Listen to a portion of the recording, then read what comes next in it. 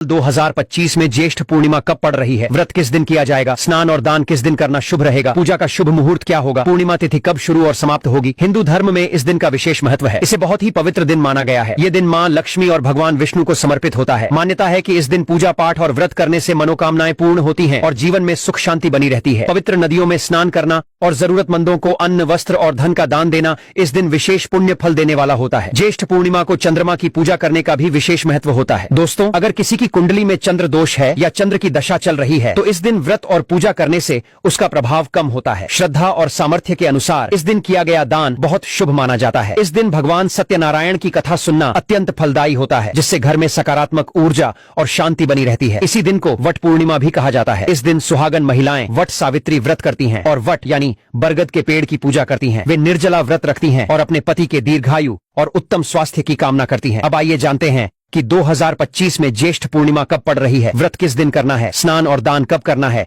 और पूजा का शुभ समय क्या रहेगा। साथ ही जानेंगे कि 2025 में ज्येष्ठ पूर्णिमा का शुभ मुहूर्त क्या है, राहु काल कब से कब तक रहेगा, चंद्र दर्शन कब करना उत्तम होगा और व्रत पारण की विधि क्या है। इस पावन दिन से जुड़ी सारी जानकारी आपको इसी वीडियो में मिलने वाली है, तो वीडियो को अंत तक जरूर देखें। तो भक्तों, अब आपको बताते हैं कि इस साल ज्येष्ठ माह की पूर्णिमा तिथि कब पड़ रही है। इस वर्ष पूर्णिमा तिथि की शुरुआत होगी 10 जून 2025 को सुबह 11:35 पर और यह समाप्त होगी 11 जून 2025 को दोपहर 1:13 पर। इस आधार पर इस बार ज्येष्ठ पूर्णिमा का व्रत 10 जून 2025 मंगलवार के दिन रखा जाएगा और उसी दिन वट पूर्णिमा व्रत भी मनाया जाएगा, जबकि स्नान और दान की पूर्णिमा 11 जून 2025 बुधवार को पड़ेगी। अब बात करते हैं पूजा के शुभ मुहूर्त की। 10 जून को पूजा का सबसे अच्छा समय रहेगा सुबह 8:52 से दोपहर 2:05 तक और उसी दिन अभिजीत मुहूर्त भी बहुत खास रहेगा, जो सुबह 11:53 से दोपहर 12:49 तक रहेगा। इस दिन सूर्योदय का समय सुबह 5:23 पर होगा और चंद्रमा का उदय शाम 7:45 पर होगा। लेकिन ध्यान रहे,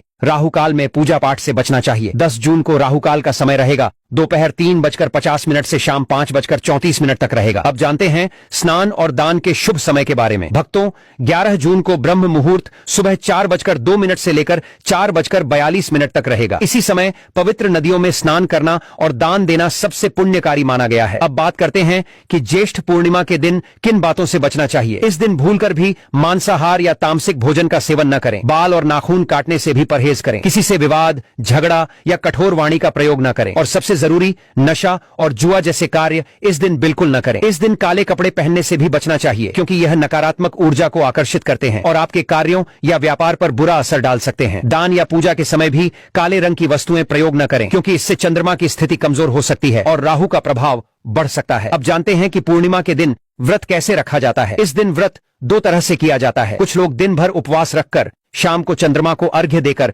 व्रत खोलते हैं। वहीं कुछ भक्त भगवान सत्यनारायण के नाम पर व्रत रखते हैं। इस व्रत में सुबह स्नान आदि के बाद भगवान सत्यनारायण की पूजा की जाती है, उनकी कथा सुनी जाती है और फिर भोग लगाकर अपराह्न या सायंकाल में व्रत खोला जाता है। दोनों व्रतों की विधि लगभग एक जैसी होती है और पूजा में उपयोग की जाने वाली सामग्री भी एक जैसी रहती है। इस दिन चंद्रमा की पूजा की विधि भी इसी में सम्मिलित होती है, जिससे मन को शांति मिलती है और चंद्र दोष शांत होता है। भक्तों, पूर्णिमा के दिन आपको सूर्योदय से पहले ही उठ जाना चाहिए। अगर संभव हो तो इस दिन पवित्र गंगा में स्नान करें और अगर गंगा स्नान संभव न हो तो घर पर ही गंगा जल डालकर स्नान करें। इसके लिए सबसे पहले स्नान वाली बाल्टी को अच्छे से धो लें, फिर उसमें थोड़ा गंगा जल डालें और फिर शुद्ध जल भर लें। स्नान करते समय हर हर गंगे का उच्चारण करें, जिससे घर पर किए गए स्नान का भी उतना ही पुण्य फल मिलेगा। स्नान के बाद साफ सुथरे वस्त्र पहने और सबसे पहले अपने घर के मंदिर की सफाई करें। पूजा स्थल पर गंगा जल छिड़क कर उसे शुद्ध करें। अब किसी शांत और साफ स्थान पर पूर्व या उत्तर दिशा की ओर मुख करके बैठ जाएं। पूजा में लगने वाली सारी सामग्री पास में ही रखें, ताकि बीच में उठना न पड़े। अब जानते हैं कि पूजा के लिए किन किन चीजों की आवश्यकता होगी। इसमें आपको चाहिए रोली, मौली,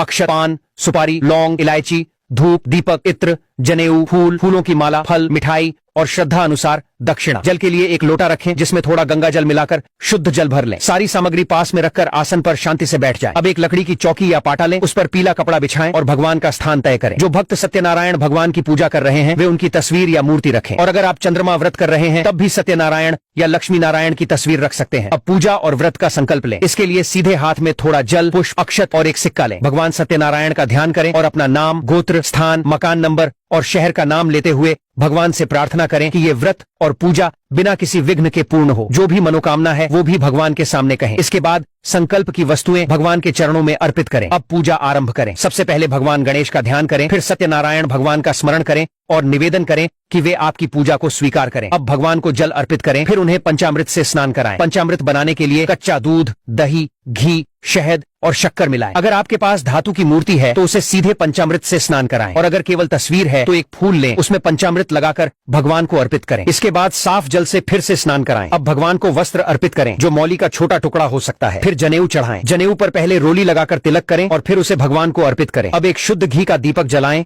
और धूप दिखाएं। फिर एक फूल या रुई में इत्र लगाकर भगवान को अर्पित करें। अब रोली या चंदन का तिलक लगाएं, फिर अक्षत चढ़ाएं और फूलों की माला भगवान को अर्पित करें। अब दीपक को हाथ में उठाए बिना हाथ जोड़कर भगवान को दीप दिखाएं। इसी तरह धूप या फूल से भगवान को सुगंध अर्पित करें। अब भगवान को भोग लगाएं, जिसमें फल, मिठाई, मिश्री, बताशा और खास तौर पर पंचामृत और पंजीरी जरूर शामिल करें। तुलसी का पत्ता भी साथ में रखें, ये बहुत शुभ माना जाता है। भोग लगाने के बाद थोड़ा जल लेकर आचमन करें। फिर भगवान को पान के पत्ते पर 2 लौंग, 1 इलायची और 1 सुपारी रखकर अर्पित करें। इसके बाद अपनी श्रद्धा और सामर्थ्य अनुसार दक्षिणा अर्पित करें और हाथ जोड़कर भगवान सत्यनारायण से प्रार्थना करें, हे प्रभु, हमारे इस व्रत और पूजा को स्वीकार करें। अगर कोई त्रुटि हो गई हो तो कृपया क्षमा करें, हमारी मनोकामनाएं पूर्ण हो। अब भगवान सत्यनारायण की कथा पढ़ें या ध्यान पूर्वक सुने। अगर संभव हो तो एक छोटा सा हवन भी कर सकते हैं। अब भगवान की आरती करें और पूरे विधि विधान से पूजा संपन्न करें। इसके बाद सभी को प्रसाद बांटें और अंत में स्वयं प्रसाद लें। ध्यान रखें, प्रसाद पहले लें, उसके बाद ही भोजन करें। यही पूजा की संपूर्णता मानी जाती है। अब जानते हैं कि व्रत किस दिन रखा जाएगा और पूजा का शुभ समय क्या रहेगा। लेकिन उससे पहले एक बहुत जरूरी बात समझ लेते हैं कि चंद्रमा को अर्घ्य देने की विधि और पूजन कैसे करना है। जब शाम को चंद्रमा का उदय हो तब उन्हें अर्घ्य देना होता है। इसके लिए एक लोटे में शुद्ध जल लें, उसमें थोड़ा कच्चा दूध मिलाएं, कुछ पुष्प डालें और थोड़े से अक्षत भी मिलाएं। अब इस जल को दोनों हाथों से चंद्रमा की ओर अर्पित करें और साथ ही ओम चंद्राय नमः मंत्र का जाप करते हुए अर्घ्य दें। इसके बाद चंद्रमा को धूप और दीप से पूजन करें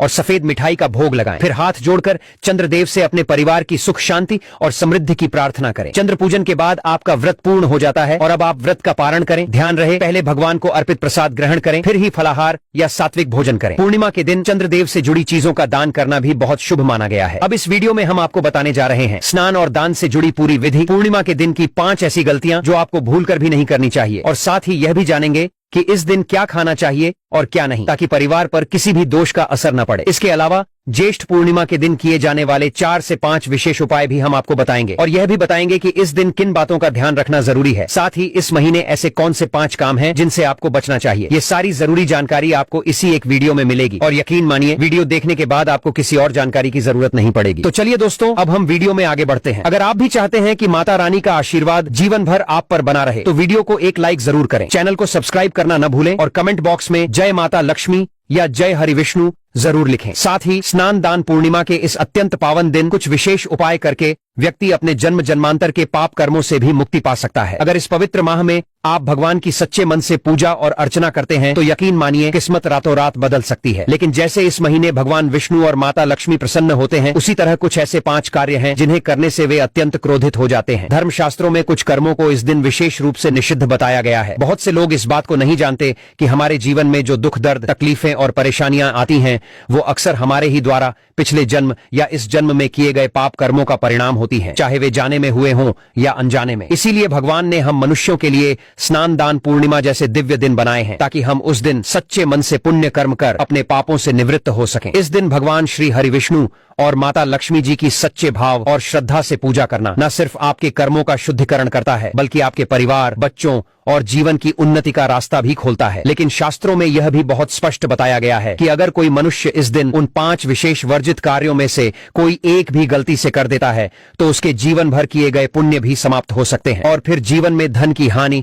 दुखों की वृद्धि और लक्ष्मी जी की कृपा का अभाव बना रहता है। क्योंकि यह दिन भगवान श्री हरि विष्णु और माता लक्ष्मी जी का दिन होता है, और हर घर में लक्ष्मी जी का वास बहुत आवश्यक होता है। आज के समय में अगर माता लक्ष्मी की कृपा ना हो तो जीवन कष्टों से भरा और संघर्षपूर्ण बन जाता है। इसीलिए आज के इस वीडियो में हम आपको बताने जा रहे हैं कि इस दिन क्या करना चाहिए और क्या नहीं करना चाहिए, कौन से कार्य आपको पुण्य दिलाएंगे और कौन से काम आपके भाग्य को उल्टा कर सकते हैं। तो चलिए भक्तों, आपका ज्यादा समय बर्बाद किए बिना अब हम वीडियो की शुरुआत करते हैं। देखिए भक्तों, सबसे पहली और महत्वपूर्ण बात यह है कि अगर स्नान दान पूर्णिमा के दिन भगवान आप पर प्रसन्न हो जाएं, तो आप मानकर चलिए कि आपके जीवन का रूपांतरण निश्चित है। आपके जीवन में ऐसा बदलाव आ सकता है जिसे कोई रोक नहीं सकता और ऐसे व्यक्ति को मरणोपरांत बैकुंठ धाम की प्राप्ति होती है। शास्त्रों में भी यह बताया गया है कि इस अत्यंत पुण्यदायी और मंगलकारी दिन पर कुछ ऐसे कार्य हैं जिन्हें करना वर्जित है। अगर कोई व्यक्ति इन कार्यों को करता है तो उसे जीवन में कई प्रकार की कठिनाइयों का सामना करना पड़ सकता है और ये गलतियां भगवान विष्णु की नाराजगी के साथ साथ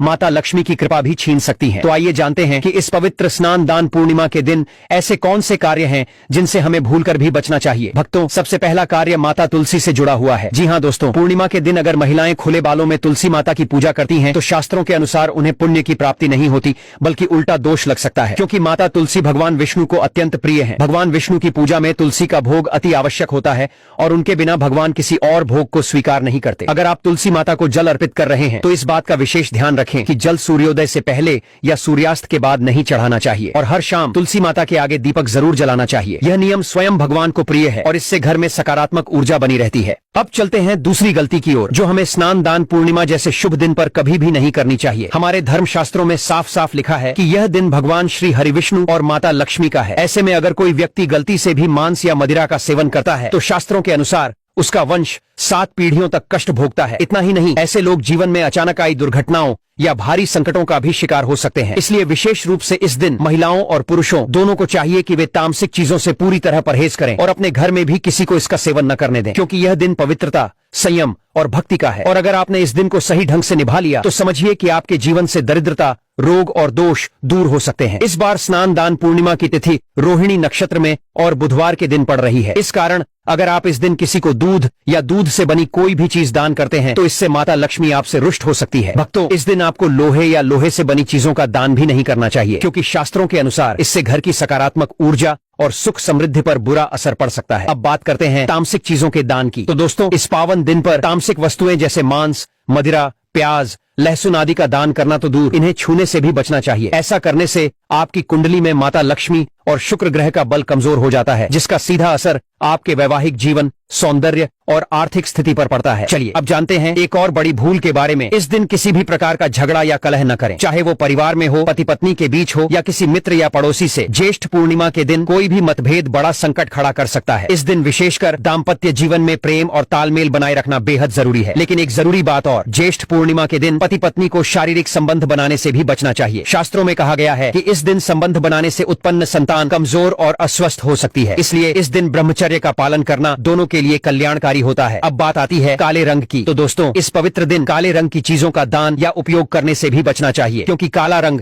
नकारात्मक ऊर्जा को आकर्षित करता है, जो घर के वातावरण को अशांत बना सकता है। और हाँ, एक और बात, पुरुषों और महिलाओं दोनों को इस दिन बाल और नाखून नहीं कटवाने चाहिए और न ही बाल धोने चाहिए, क्योंकि शास्त्रों के अनुसार पूर्णिमा के दिन बाल धोने से चंद्रमा का भाव कमजोर हो जाता है, जिससे आपके जीवन में मानसिक अस्थिरता और आर्थिक हानि हो सकती है। यहाँ तक कि हर पूर्णिमा पर बाल धोने की आदत व्यक्ति को कंगाल भी बना सकती है। और अब दोस्तों, जानते हैं उस तीसरी बड़ी गलती के बारे में जिससे आपको इस स्नान दान पूर्णिमा के दिन हर हाल में बचना चाहिए। इस दिन अपने मन को शांत रखें, गुस्से में आकर कोई गलत शब्द न कहें, किसी से विवाद, तर्क वितर्क, कलह या नाराजगी का कोई कारण न बनने दें, क्योंकि यह दिन सिर्फ पूजा, साधना और आत्मिक शांति के लिए बना है, न कि झगड़े और क्लेश के लिए। भक्तों, अब हम आपको एक ऐसा खास उपाय बताने जा रहे हैं जो सीधा जुड़ा है हमारी गौ माता से। कृपया इसे ध्यान से सुनिए, क्योंकि यह उपाय आपकी कुंडली से पितृदोष शांत करने में बहुत मदद कर सकता है। देखिए दोस्तों, अगर आपकी कुंडली में सूर्य, चंद्रमा, मंगल या शुक्र की युति राहु से हो तो पितृदोष बनने की संभावना होती है। सूर्य हमारे पिता का प्रतीक होता है और मंगल हमारे रक्त का संबंध रखता है। अगर इन ग्रहों पर राहु, केतु या शनि की दृष्टि हो जाए तो जीवन में लगातार संघर्ष, रुकावटें और मानसिक अशांति बनी रहती है। अब सवाल ये उठता है कि पितृदोष को शांत कैसे किया जाए, तो इसका उत्तर है गौ सेवा। आप रोजाना या कम से कम ज्येष्ठ पूर्णिमा जैसे पावन दिन गौ माता को रोटी, गुड़ और हरा चारा अवश्य खिलाएं। और जब भी आप कोई मांगलिक कार्य करें, जैसे विवाह, नामकरण, गृह प्रवेश या पूजा पाठ, तो उसमें गाय से जुड़ी चीजें जैसे गोबर, गोमूत्र, दूध या घी अवश्य शामिल करें। इससे पुण्य फल की प्राप्ति होती है और घर में सकारात्मक ऊर्जा का संचार होता है। सनातन धर्म की परंपरा कहती है कि जिस घर में गाय होती है वहां का वास्तु दोष अपने आप खत्म हो जाता है। इसलिए यदि संभव हो तो रोज सुबह ताजी रोटी बनाएं और उसी समय गौ माता को प्रेम पूर्वक खिलाएं। ध्यान रहे भक्तों, बासी रोटी गाय को कभी न दें, क्योंकि बासी रोटी में नकारात्मक ऊर्जा होती है जो घर में विघ्न और रुकावटें ला सकती है। और एक और जरूरी बात, गाय को सड़ी गली सब्जियां या फल बिल्कुल न दें। ऐसा